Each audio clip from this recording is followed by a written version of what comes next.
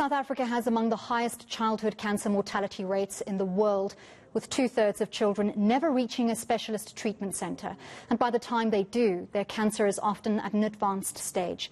Monday marks International Childhood Cancer Day, and the South African Bone Marrow Registry is calling for more awareness around the warning signs of childhood cancers, as early detection can save lives.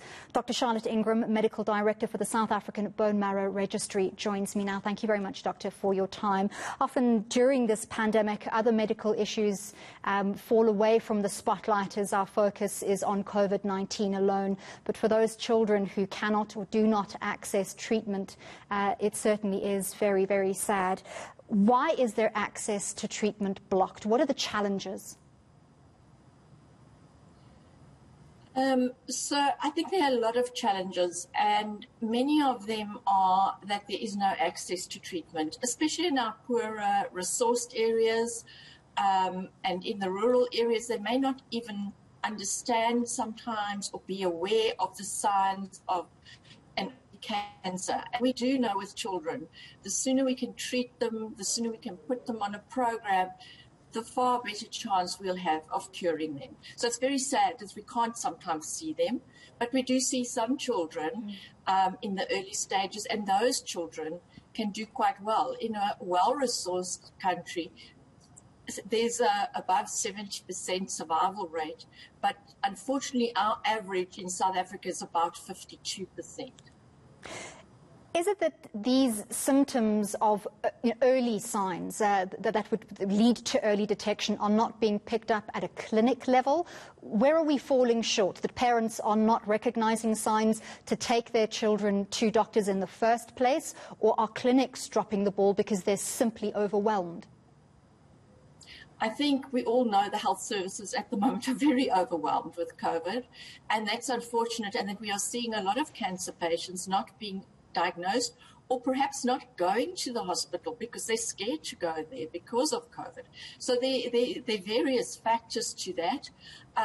But the signs are also, for parents, it's an awareness. And I was very pleased to see that in the SONA recently, and I think the cancer CEO welcomed that as well, that there is going to be a cancer campaign included. We just haven't seen the plans yet, but hopefully that will increase awareness around the signs, lymph nodes that are swollen, not painful, easy bruising, high fevers that are persistent, all these signs of itchy skin, in children, bleeding, easy bleeding, bruising.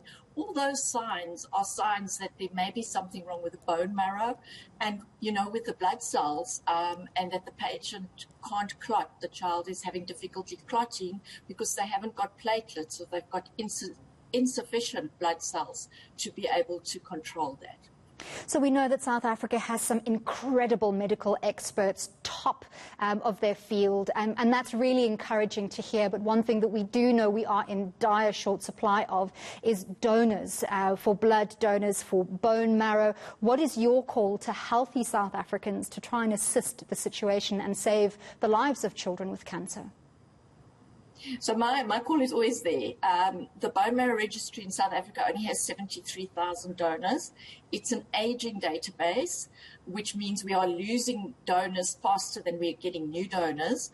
You can actually donate and be part of saving someone's life from the age of 16 and up to 45 by registering on the Bone Marrow Registry. And I must just explain that when chemotherapy is given to kill cancer cells, it will often kill the normal cells in the bone marrow as well. And to replace those, we need to do what we call a bone marrow transplant. And really what we do is we collect stem cells peripherally from the blood, like you would donate platelets. It takes a little bit longer. And we are able to collect them from the peripheral blood and transfuse them into the patient in need. So it's not like we have to go and drill into bones or do anything like that. So it's for the parents, it's for the clinics to be aware of the signs, it's for the doctors to be able to see them, get them to a center where there's an oncology service, and to treat them. And then if I could please make a call to the whole of South Africa, especially our young males, you make the best donors for these patients. The survival with a young male donor is probably better than anybody else. So please go out there, register on www.sabmr.co.za.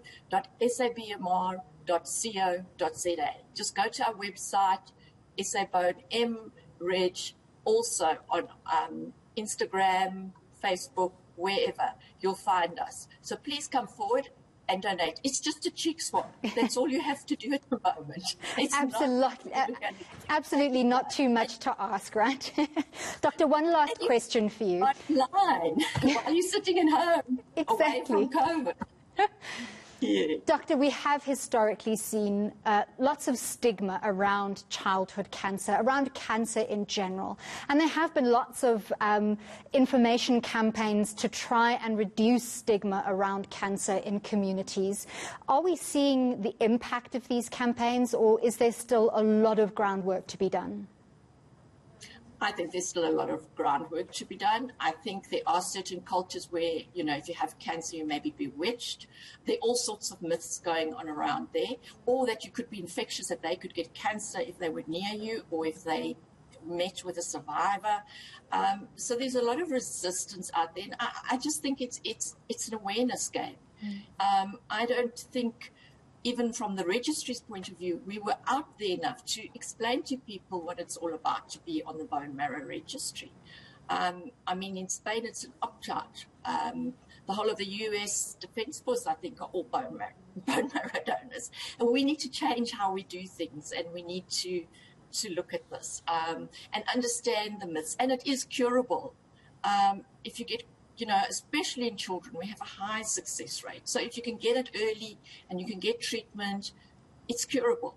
You can survive, you can be there, you can go back to work, you can do school, you can do whatever's needed to live a normal life. Well, thank you very much for speaking to us. That was Dr. Charlotte Ingram, Medical Director for the South African Bone Marrow Registry, and certainly Monday, an apt reminder, it marks International Childhood Cancer Day. Do some investigating, see what you can do to help the fight.